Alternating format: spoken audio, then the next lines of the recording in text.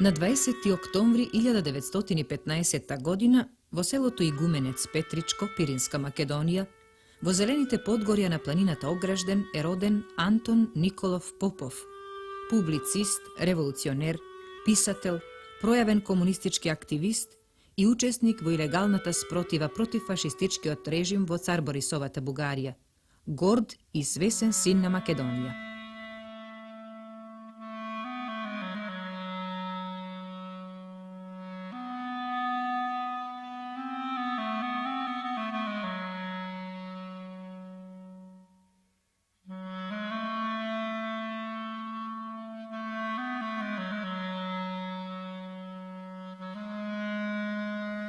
Антон Попов Дончо го завршува својот живот исправен пред куршумите на фашистичките джелати во Софија на ден 23. јули 1942 година, заедно со Никола Јонков Вапцаров, со кого другаруваат во тек на повеќе години.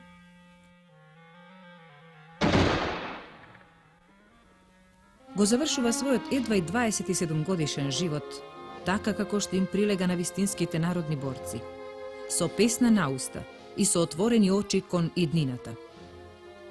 Само на полчас пред растрелот побарува да му биде исполнета последната желба. Се венчава со својата свршеница, пркосејки им на убиците со достоинствен показ на една висока вера во животот.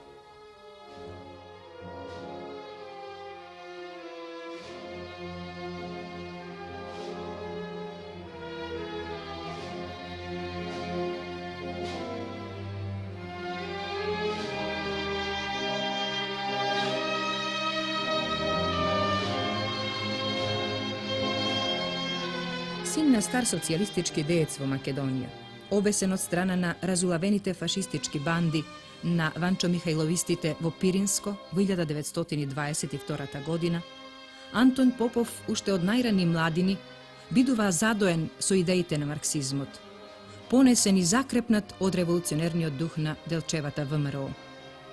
Дедо му, пирински војвода, заедно со своите двајца браќа, паѓа убиен во борбата против многовековната тиранија на отоманските поробувачи. Сирак од своите 7 години, тој го подзема патот на бунтар и противник на реакционерниот поредок. Пат мачен и тежок, преисполнет со нерасколеблива вера во идеите на социјализмот и во светлата иднина на својата македонска татковина.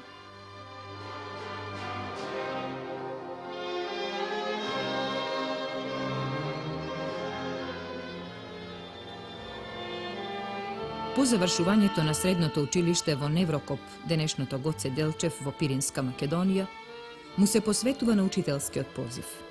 Најпрвин во родното село Игуменец Гега, село расположено меѓу 3 граници што ја делат Македонија, граници за кои многу пати имал навика да рече дека му тежат како обрачи околу плешките. Уште во средното училиште се зафаќа со антифашистичка дејност, така што се случува да биде исклучен од гимназијата во Самоков, а потоа и како учител прогонуван од полицијата поради бројни прогресивни акции и својата комунистичка ориентација. Помеѓу 1933 и 1937 година работи како учител во родниот крај, постојано оневозможуван и преследуван од полицијата.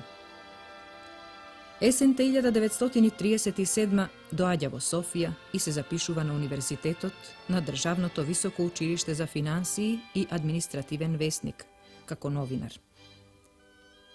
Од оваа година, па се до годината на неговата трагична смрт, 1942, и се посветува на журналистиката и публицистиката, занимавајќи се повремено и со уметничка литература. Во предговорот на неговите избрани творби, што се појавуваат 1960 година во Софија, за да бидат набргу повлечени од продажба и од јавниот оптек, без друго поради нивната промакедонска интонација, непожелна за средината и времето, во кој се чини обид да се расветли неговата импозантна животна врвица на творец и револуционер, приредувачот на изданието, неговиот близок пријател и соработник Михаил Сматракалев, Ангел Жаров, ги изнесува следниве податоци. Дончо, како што го нарекуваа неговите пријатели, беше висок на раст, Силен, со бело убаво тркалесто лице, отворено чело и костенливо перче. Беше срамежлив, стуткан на прв поглед. Неговите очи сини, со топол поглед, а над нив му се надвисна како стреи вегите кои, штом ке зазборуваше, лесно потреперуваа. Зборуваше тивко, напевно, но не можеше да не се подзаслушаш во неговиот глас, кој што чиниш ти ја галеше душата. Антон зрачеше со една видлива, непристроена топла нежност. Не можеше одненадеж да се види каков пожар му гори во градите на овој скромен младинец. Но кога тој подзавлезе во македонските прогресивни кругови во Софија, кога се фрли со жар во општествените борби, сите разбраа дека во редовите на борците е дојден борбен човек, готов да се бие до крај со омразените непријатели на прогресот.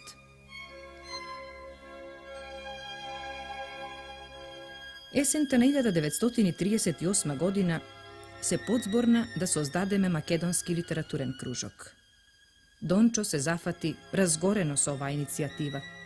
Трпнеше од нестрпливост, сакаше колку што може побргу да стане тоа.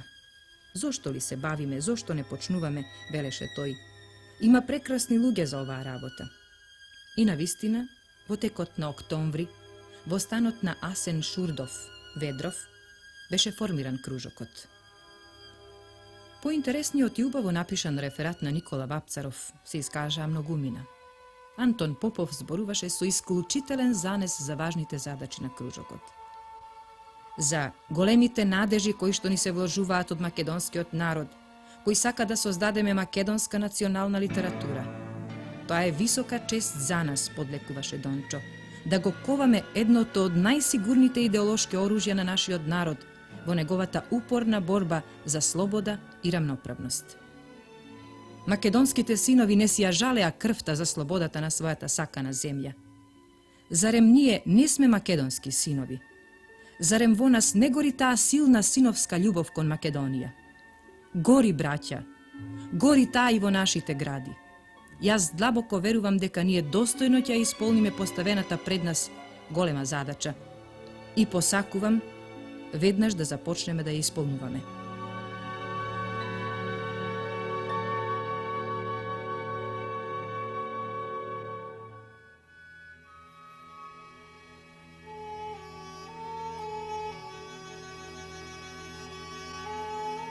Во македонскиот литературен кружок, кој што ќе одвива својата дејност во тек на 3 години, Антон Попов се оформува како вистински патриот интернационалист.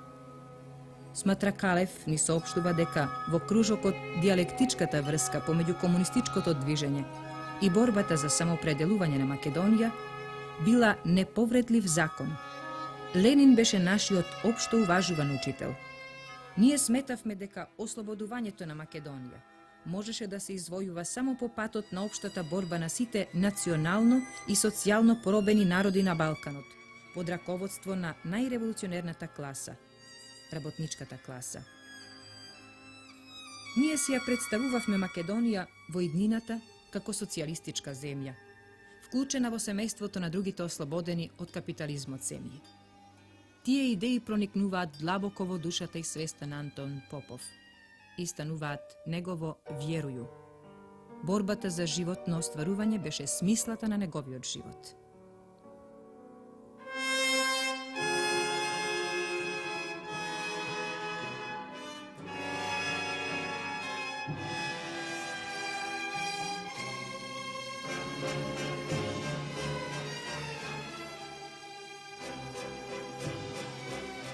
За таа македонска татковина, извишена во визиите на полетниот и смел борец за нејзина светла иднина, Антон Попов нанижа и во прозен запис, и во стих незаборавни редови. Во една своја кратка песна, кој испеа следниот вострог.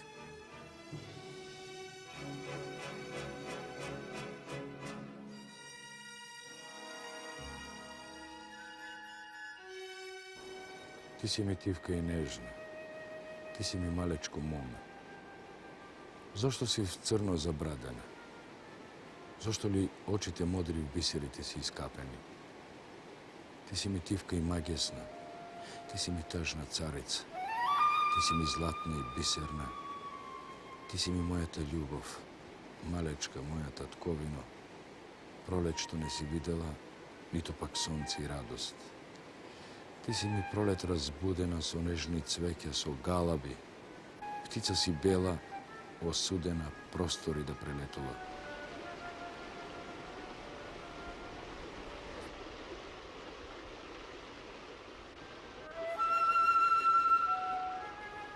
И во песната Ја сонува фродната земја, Попов ја воспева Македонија, прелистувајќи страници, како ќе рече, на спомени и нова херојска историја.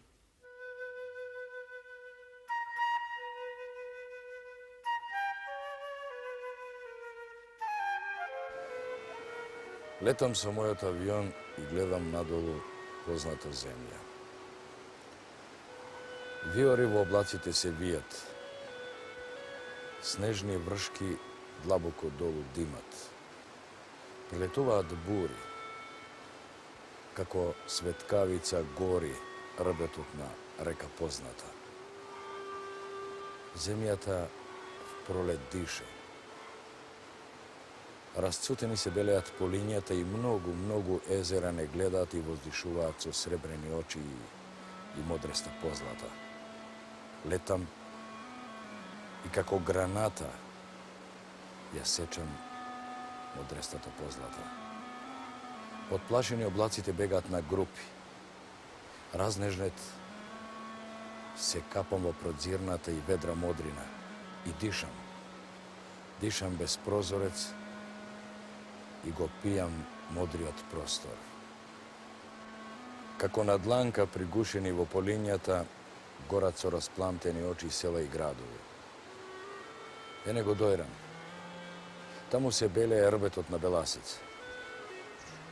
Разлистувам страници на спомени и нова херојска историја.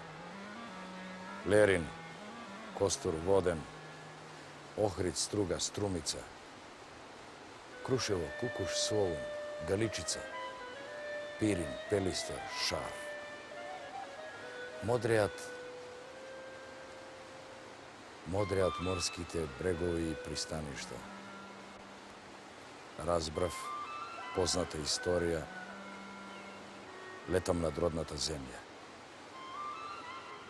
И тоа во денови на крвави витлавици кои не го пресекуваат патот за таму, наместени штикови и телени мрежи. Каква реална смелост. Не сум агент на Срефони или кореспондент на Ройтер. И како така ќе може еден патриот македонски да ја види? Не отстрелувам од гранати и тоа од својот авион, својата земја. Разбрав позната географија, тоа е сон. Си ја сонив родната земја.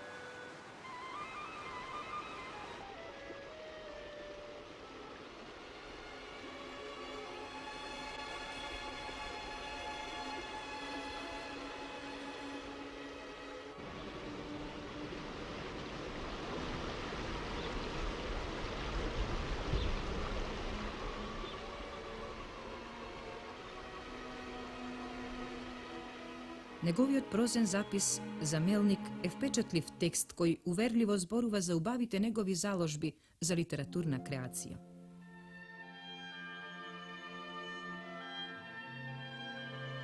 Живеачите на умирачкиот Мелник живеат со епохата, со тревогите на оваа епоха и го следат со чувство на сите здрави и разумни луѓе од своето заточеништво, крвавото грофтање на војната. Овдека навечер се создава нешто како берза на трудот. Овдека се купуваат аргати. А деновите, аргатски денови ли се? Уште од кај 2 часот по полноќ, луѓето тргаат по нивите. Брзаат по ноќната лад да наберат тутун. Инаку, запече ли јужното сонце, лисјата овенуваат на корените, стануваат лепливи и невозможно е да се берат. Тутунот за овие луѓе е се. Влегувам во разговор со црномуресто момче. Тоа не е родено во Мелник и не памети ништо од неговиот некогашен примамлив чар. За него изминатите години, тоа се спомените за нерадосно детство, бегалски неволици, глад. Silna begalec od Demirhisarsko, kaj nego gori živ kopneš za vraćanje na rodnokrajnite selski kori i nivi. Trigodišno bilo koga pobegnale od tomu. Što li može da pameti? I od kada je ta želba vonego? Može bi je vik narodnata zemlja. Može bi je samo odek kaj negodov kanjata na roditelite negovi za tamu. Pust da bi ostanal ovoj zmijarnik, ni se zamešuva vo razgovor od vozrasen čovek. Da si se vratime po našite mesta. Tamu nije životot, tamu nije dušata. Tamu. Vo negovite beleški i razmisluvanja od patot, činiš sekoj red kako da je napojen od bezmerna ljubov kon rodnata grutka i kon izmačeniot i heroičen narod.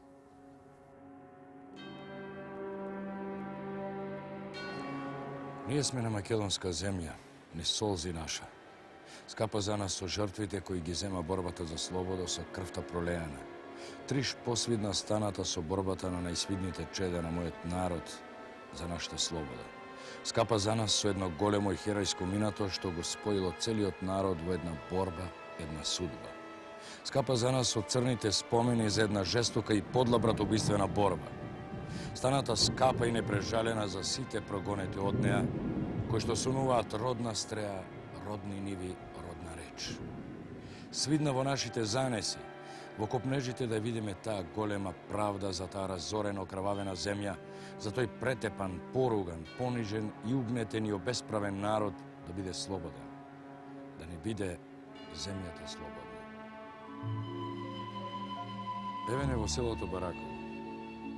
Тука била старата граница со турци. Од тука на југ е македонска земја. Во 1912 година од тука поминувал патот за Македонија, целата под турска власт, но и целата во својата борба, целата во својот живот, целата за своите идеали, за своите надежи, цела и неразделна во исчекување на збиднувањата на својот идеал, слободна и независна.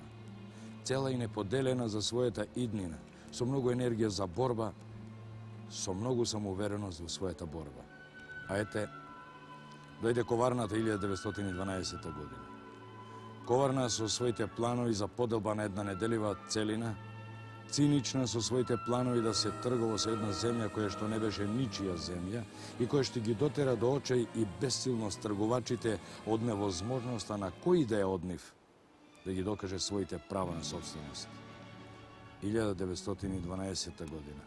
Тој еден почеток на една жестока судба, почеток на ново, поцрно робство, на нови борби за поделба на таа ничија земја.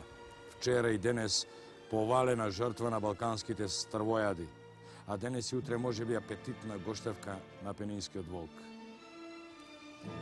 Во овој пролетен априлски ден, толку ароматно дишат расцутените сливи, цреши, праски, во овој плодороден крај, толку бодар е погледот врз тие ниви и полиња и толку умни се станати овие луѓе од патилата што ги живееле, да би се чини дека при првиот обид за поделба на оваа неделива земја, тие балкански и вонбалкански грабачи ќе си ги искршат главите во првиот пристап. Затоа што ова не е ничија земја, а просто наша македонска земја, наша таткова земја. Земја на рибарите покрај Егејот, на селаните, на ратаите, на работниците, на еснафите, на разгонетите наши браќа по светот, на сите македонски луѓе. Затоа што тоа е македонска земја, така како што е наша крвта која што ни блика во жилите, така како што е наша крв и тело идеалот да видиме слободна.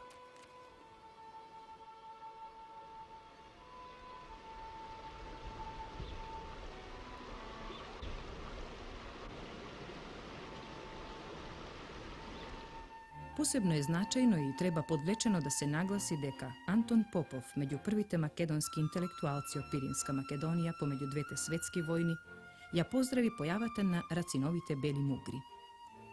За ова ќе говориме на друго место и понашироко, а овдека само толку да приспомниме.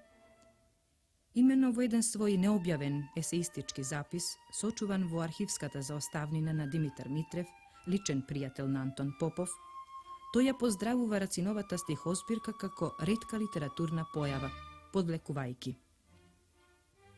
Бели мугри е ретка литературна појава. се разбира не поради својот јазик. Новото и големото тука е друго. Тоа е поезија најдлабоко напоена со аргатски маки. Аргатска поезија, во која бликаат сосема непосредно соковите на родниот македонски црнозем, која што самата е керпич од тој црнозем. И поетот тука е друг. Израснат како аргат, опрлен од аргатските маки, тој ги испејува своите најубави песни за оние чии што живот е аргатско тегло. И затоа, како аргатска поезија, неговите песни имаат неспоредлива сила. Антон Попов смета дека Рацин на многу смел начин го разрешува прашањето на една стварност, селско-патриархална, зачувувајќи за својата поезија и национално-револуционерно и битово значење и содржина, одразувајќи чувства и расположби типични имено за една таква стварност. Овие одлики според Попов ја определуваат и засилуваат националната колоритност на Рациновата поезија.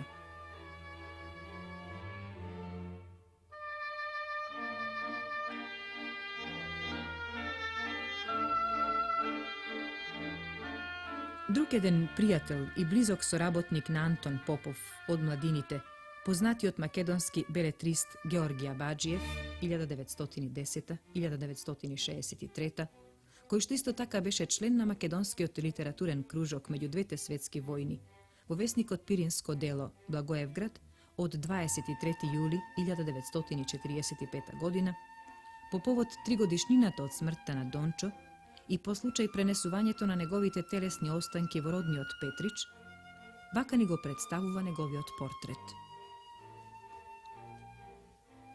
Тој ја извршуваше со подеднаква преданост својата работа на класен пролетерски деец и на фанатичен македонски општественик и револуционер. Тој ги спојуваше во едно единство комунистот и патриотот македонец. Во репортажите и стихотворбите што ги напиша тој, блика нежна љубов кон македонскиот народ и кон ненагледаната убавина на родната земја, непоколебливата вера во слободата на својот народ. Му се радуваше на македонскиот јазик. Тој ја изучуваше музиката и богатите јазикови драгоценности на македонската народна песна. Антон Попов го изучуваше прашањето на македонската нација за правото на самоопределување на македонскиот народ и застана решително на позициите врз кои сега изградена Федерална Македонија во рамките на Титовата Југославија. Антон Попов без друго останува име со кое со право ќе се гордее македонскиот народ. И како што со несокриен патос тоа на времето го подвлекува Димитар Митрев, одбележувајќи ја појавата на неговата книга. Достатно е сега да речеме, како што е речено во книгата, дека нашиот пирински сонародник Антон Попов мислел и действувал како македонец, така како што мислат и действуваат македонските македонци насекаде по светот. Поради тоа Антон Попов останува светол пример за сите нас. Колку гордо звучат неговите последни зборови. Мила мајко, мили брате, мила сестро, умирам за еден нов свет кој што ќе огрее со толку силна светлина, со толку убавина, така што мојата жртва за него е ништо. Утешете се со тоа што за него умираа милиони во илјади битки на барикадите и на бојниот фронт. Утешете се со тоа што умирам за правдата. Утешете се со тоа што нашите идеи ќе победат. Умирам горд со името на татка си.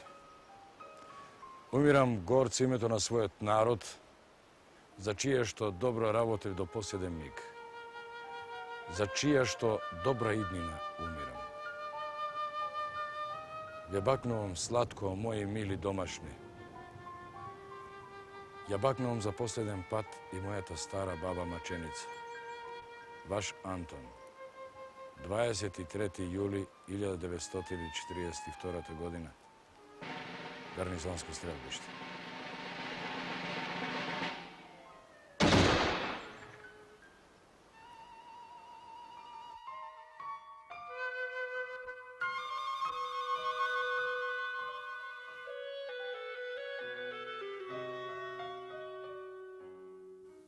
Летам со мојот авион и гледам надолу позната земја. Виори во облаците се вијат, снежни вршки длабоко долу димат. Пролетуваат бури. Како светкавица гори рбетот на река позната. Земјата в пролет дише, расцутини се белеат по линијата и многу езера не гледаат и воздишуваат со сребрени очи и модреста позлата. Летам. Како граната ја сеча модрестата шир. Подплашени облаците бегаат на групи. Разнежнет се капам во продзирната и ведра модрина и дишам. Дишам без прозорец и го пијам модриот простор. Како на дланкај пригушени во полињата горат со распламтени очи села и градови. Еве ко дојран. Се белее таму рбетот на Беласица. Прелистувам страници на спомени и нова херојска историја. Лерин, Костур, Воден, Охрид, Струга, Струмица, Крушево, Кукуш, Солун, Галичица, Пирин, Пелистер, Шар. Модреат морските брегови и заливи, разбрав. Позната географија, летам над родната земја. И тоа во денови на крвави витлавици, кога ни го пресекуваат патот за тамо наместените штикови и телени мрежи. Каква реалност смела. Не сум агент на Срефани или кореспондент на Ройтер. И како така ќе може македонски патриот да ја види необстрелувана од гранати и тоа од својот авион, својата земја. Разбрав. Позната географија, тоа е сон. Си ја сонував родната земја.